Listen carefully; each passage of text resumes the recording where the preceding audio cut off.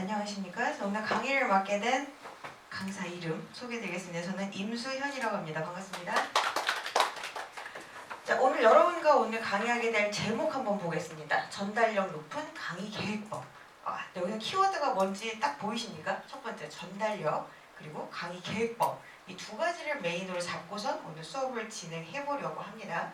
지금 아시겠지만 여러분들 평가표 거의 제목에다가 요거 적어주시면 됩니다.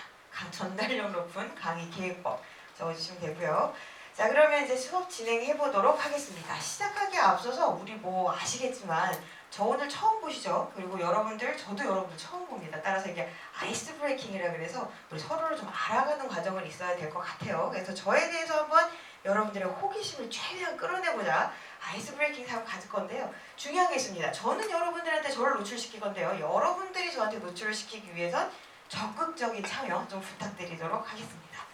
자, 시작합니다. 오늘 저랑 요즘 가장 유행하는 거죠. 진진거. 저에 대한 내용을 여기다 쫙 전열을 해놨는데요. 분명히 이 중에 거짓이 있습니다. 여러분들이 그 거짓을 찾아내는 과정으로 저를 한번 잘 파악해 보시기 바랍니다. 자, 저는 어렸을 때 대학생 시절에 돈을 한번 벌어보고자 대치동으로 나가서 돈을 강의를 한번 해봅니다. 그래서 그때 당시에 제 전공이 생물학이다 보니 유전공학을 전공을 살려서 생물 원투 그리고 공통과학이라는 걸 강의를 진행을 했고요.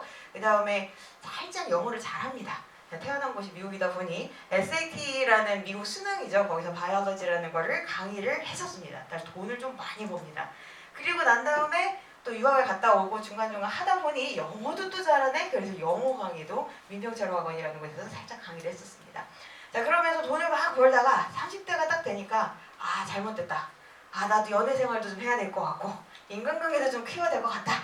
그래서 저는 남자들이 가장 많다는 스쿠버 다이빙계로 뛰어듭니다. 그래서 스쿠버 다이빙 강사가 되고요. 그리고 난 다음에 하다 보니 갑자기 프리다이빙이라는 이상한 종목이 갑자기 우리나라에 도입이 됐는데 뭔가 신세대 같아. 그래서 프리다이빙의 1기 강사로서 2014년도에 강사가 되면서 그 단체죠. 프리다이빙을 가져온 대한수중연맹 그리고 심지어 세계에 있는 세계수중연맹으로 치고 들어갑니다. 그러면서 연애 생활은 망했죠. 왜냐? 갑자기 명예를 얻고 되니까 이거 연애는 물 건너가더라고요. 자, 그렇게 해서 30대를 쭉 보냈는데 문제가 있습니다. 저를 키워준 저희 부모님들이 공무원들이십니다. 따라서 저희 집안 모토가 뭐냐면 가훈, 항시 머리가 되지 말아라. 그러면서 항상 목이 되어라, 즉 5% 또는 5등이 되어라라는 게 저희 집 가훈이었습니다. 따라서 저는 나무인 적이 있습니다. 무슨 말이냐? 어딘가에 갔는데요. 무슨 역할 해보실래요? 그랬더니 저 나무 일을 하겠습니다. 그래서 역할극에서 나무 이러고 끝냈던 적이 있었습니다. 자, 지금 저는 저에 대해서 여러 가지를 설명을 드렸습니다. 이 중에서 분명히 거짓이 있습니다. 자, 그냥 한 분 한 분의 적극성을 제가 기대해 보겠습니다. 자, 호연진님부터 문장 중에 골라주시면 됩니다. 이 작디 작은 글씨 중에 무언가 하나가 거짓입니다. 골라주십시오.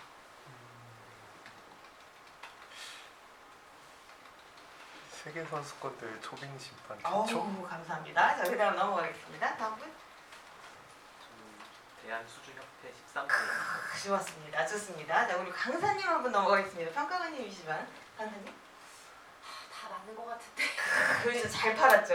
잘 팝니다. 저. 자, 그다음 어떤 거 할까요? 굉장히 진실에 가까운 거짓입니다. 고르겠습니다. 국제 심판 중에 하나. 이쪽 라인에서. 네. 좋습니다. 일단 거기까지 카테고리 갑니다. 의한 선생님. 저 나무요. 나무 좋습니다. 좋습니다. 자, 그다음 우리 의한 선생님. 나무. 저 5%요. 5%. 좋아요. 자, 이내인 걸로 알고 있어요. 어머, 나 저처럼. 자, 그다음에 진 선생님. 민병철이. 감사합니다. 자, 정답 공개하겠습니다. 이 중에 정답 한 분이 있는데 이유는 제가 정답 미리 누출했거든요. 아까 저랑 파트너였던 지 선생님. 전 민병철학원에서 회화 강의를 했다라고 하지만 실제로는 민병철학원의 회원이었고요. 자, 그리고 이곳이 아니라 다른 곳에 강의했습니다. 자, 여러분들이 믿지 않으시던 이쪽 라인, 이쪽 라인 안타깝게도 다 진실입니다. 명예를 워낙에 좋아해서 그래서 연애가 망했죠. 자, 그럼 여기까지 하고 이제 수업 진행 한번 해보도록 하겠습니다. 여러분들의 적극성 너무 감사드립니다. 전달력 높은 강의 계획법이라고 하는데요. 저는 오늘 칼칼막 이렇게 갑니다. 전달력이란 무엇인가의 정의를 내리고 그리고 학습자를 분석하는 법 그리고 마지막으로 어떻게 하면 이게 실제 생활에 적용이 되는지 그리고 오늘 여러분들은 아시다시피 여기 새롭게 경기장안전체험관에 취업하신 강의를 하려고 하시는 여러분들이시기 때문에 강의 교관으로서 과연 우리 체험관에서 어떤 강의를 하시게 될지에 대해서 고민을 하면서 수업을 진행해 보겠습니다. 자, 깔끔합니다. 전달력 하면 뭘 기억하시면 되냐면 전달력은 신호등이다. 다시 갑니다. 전달력은 신호등이다. 기억할 수 있겠습니까? 자, 전달력은 신호등이다. 무슨 말이냐면요. 자, 신호등을 보면 어떻습니까? 교통 상황에 대해서 여러분들이 빠르게, 강렬하게, 단시간 안에 신호를 이해하고 행동으로 옮겨야 됩니다. 따라서 전달력이라는 건 명확성, 그리고 아주 단순하고 명확하게 전달되는 것을 기억하시면 됩니다. 자, 근데 중요한 게 있습니다. 만약에 이 신호를 어기게 되면 어떤 일이 발생하죠? 바로 피드가 들어오셔야 됩니다. 이 행동이 잘못됐다라는 거에 대한 강렬한 피드가 있어야 되기 때문에 우리 체험객들을 위해서 우리가 강의를 준비할 때는 꼭 기억하셔야 됩니다. 여러분들의 강의의 전달력은 바로 이렇게 신호등처럼 명확하고 단순하고 그리고 그거에 대한 오류 행동에 대한 피드가 강렬하게 오게 만들어주는 것으로서 여러분들은 전달력을 키울 수 있는 강의를 진행하실 수가 있다. 그걸 기억하셔야 됩니다. 자, 그러면 다시 보겠습니다. 학습자 분석에 대한 내용입니다. 여러분들이 강사로서 우리 체험객들을 만나게 되실 텐데요. 체험객들은 단순하게 이렇게 될 수 있습니다. 우리 아이들처럼 동물에 가까운 아이들이 올 수 있습니다.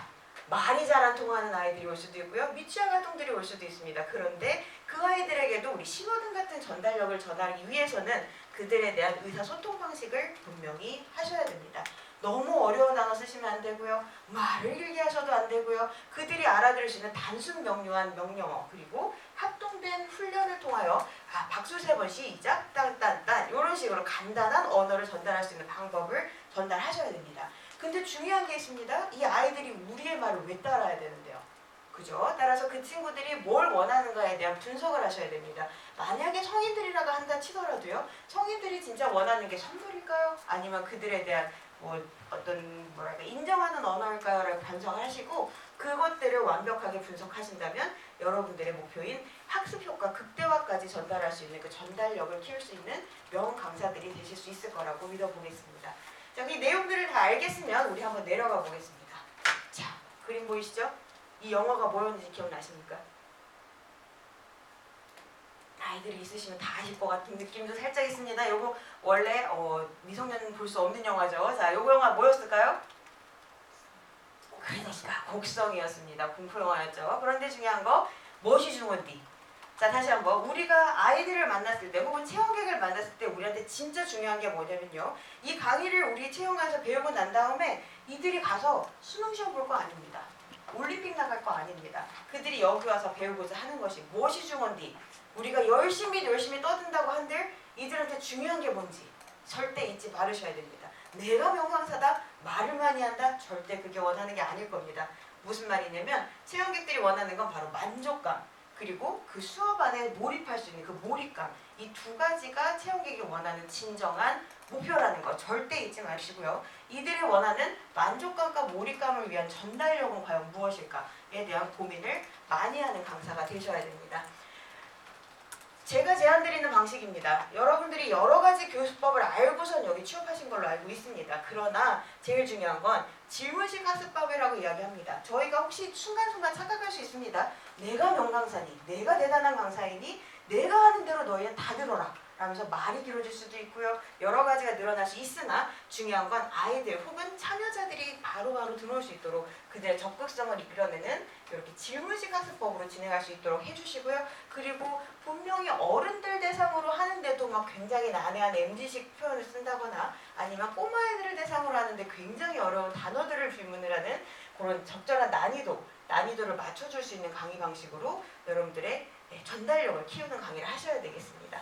합동심도 매우 중요합니다. 중요한 거는 이곳은 몸으로 움직이는 체험관입니다. 따라서 이 가족 단위로 오든 친구 단위로 오는 이 여러 가지 체험객들 안에선 이렇게 협동심을 발휘하면서 즐거운 체험을 즐길 수 있는 몰입감을 줄 수 있는 명 강의를 만들어내시는 게 가장 중요합니다. 그리고 가장 마지막 그럼에도 불구하고 저희는 분명히 정보를 전달하는 기관입니다. 그래서 정보 전달을 위하여 즉각적인 피드를 제공해서 아이들이 혹은 체험객들이 잘못된 정보 전달을 몸에 익히고 있다는 생각이 들 때마다 꼭 기억하시면서 즉각적인 피드를 제공하는 올바른 강의를 준비할 수 있는 명강사가 되셔야 된다는 게 여러분들의 의무일 거라고 생각을 해봅니다. 다시 다시 정말로 해보겠습니다. 아까 전에 제가 전달력이란 무엇이다라고 말씀드렸을까요?